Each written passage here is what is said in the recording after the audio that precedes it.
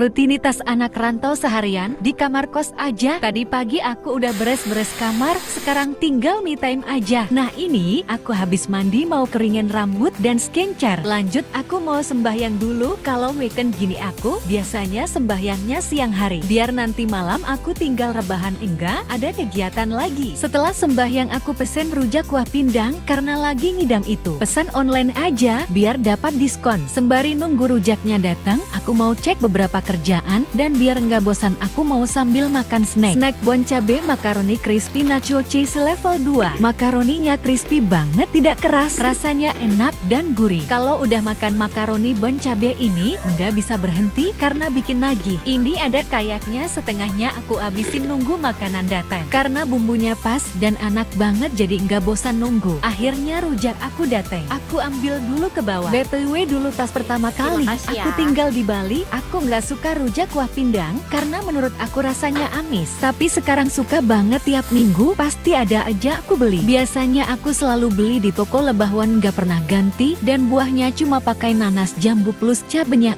4. Ditambahin makaroni bon cabe makin enak, pedas kriuk segar. Udah gitu rasa pedas makaroninya khas ala bon cabe yang bikin mantap abis. Kalian wajib coba rujak kuah pindang ditambah makaroni bon cabe. Abis dalam sekejap, enggak sampai 5 menit. Haha, ditutup dengan es kelapa. Ya ampun, gini aja nikmat banget. Setelah makan aku lap meja bekas makan tadi dan cuci piring. Sebelum rebahan masih ada satu pekerjaan lagi yang harus aku kerjakan. Setrika seragam kantor buat seminggu ke depan. Untuk seragam itu aku masih cuci sendiri pakai tangan karena ini seragam, jadi aku nggak mau ambil resiko seragamnya rusak atau hilang di laundry. Jadinya tiap minggu aku pasti cuci dan setrika seragam buat seminggu ke depan. Selesai setrika seragam akhirnya aku rebahan. Isi bater diri ini dulu sebelum besok bersosialisasi lagi.